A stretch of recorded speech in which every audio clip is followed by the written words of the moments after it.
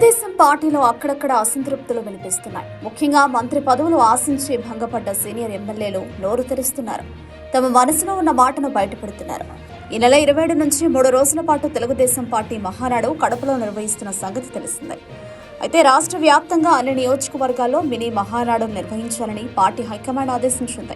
ఈ తరుణంలో తూర్పు గోదావరి జిల్లా టీడీపీ మినీ మహానాడులో ఆ పార్టీ నేతలు సంచలన వ్యాఖ్యలు చేశారు. ముఖ్యంగా జనసేనతో వస్తున్న సమస్యలను ప్రస్తావించారు. ప్రధానంగా పార్టీ ముఖ్య నేత జ్యోతిరావు నెహ్రూ చేసిన కామెంట్స్ ఇప్పుడు సంచలనంగా మారాయి. తూర్పు గోదావరి జనసేనకు పట్టున్న జిల్లా. ఆపై పార్టీ అధినేత పవన్ కళ్యాణ్ ప్రాతినిధ్యం వహిస్తున్నారు. డిప్యూటీ సీఎంగా సైతం ఉన్నారు. అందుకే అక్కడ జనసేనకు ఎనలేని ప్రాధాన్యం దక్కుతుంది. డామినేటెడ్ పదవుల్లో సైతం పెద్దపీట వేస్తున్నారు. జనసేనతో పోల్చుకుంటే టీడీపీకి అక్కడ అవకాశాలు తగ్గాయి. దీనిని అక్కడ టీడీపీ శ్రేణులు జీర్ణించుకోలేకపోతున్నాయి. ముఖ్యంగా ద్వితీయ శ్రేణి నాయకత్వం తీవ్ర అసంతృప్తితో ఉంది. వారు నేరుగా ఎమ్మెల్యేల వద్ద తమ ఆవేదనను వ్యక్తం చేస్తున్నారు. ఈ క్రమంలో ఎమ్మెల్యేలు సైతం కలవరపాటుకు గురవుతున్నారు. ఈ క్రమంలో తూర్పు గోదావరి జిల్లాకు సంబంధించిన మహానాడు కాకినాడలో జరిగింది. జగ్గంపేట ఎమ్మెల్యే జ్యోతిరావు నెహ్రూ అయితే తన మనసులో ఉన్న ఆవేదనను బయటపెట్టారు.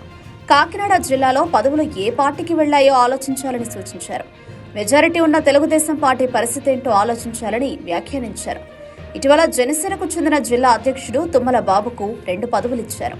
పేరు పెట్టకుండా దానిని ప్రస్తావిస్తూ ఒక వ్యక్తికి 2 పదవులు అవసరమా అని ప్రశ్నించారు. పార్టీ నిర్ణయాల వల్ల టీడీపీ నిర్వీర్యం అయిపోతుందని ఆవేదన వ్యక్తం చేశారు. కూటమి ఎన్నాళ్లు ఉంటుంది? పార్టీ ఆవిర్భావం తర్వాత ఎన్ని పార్టీలతో పొత్తు పెట్టుకోలేదని చెప్పుకొచ్చారు.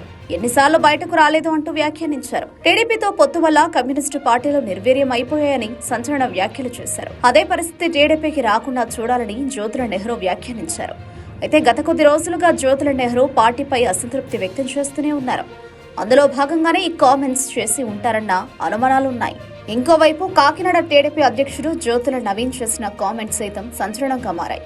కాకినాడ రూరల్ నియోజకవర్గానికి టీడీపీ ఇన్ఛార్జ్ ప్రకటించకపోవడాన్ని తప్పుబట్టారు. ఆ నియోజకవర్గంలో జనసేనకు భారీ మెజారిటీ లభించడం వెనుక టీడీపీ కార్యకర్తలు ఉన్నారన్న విషయాన్ని గుర్తుంచుకోవాలన్నారు.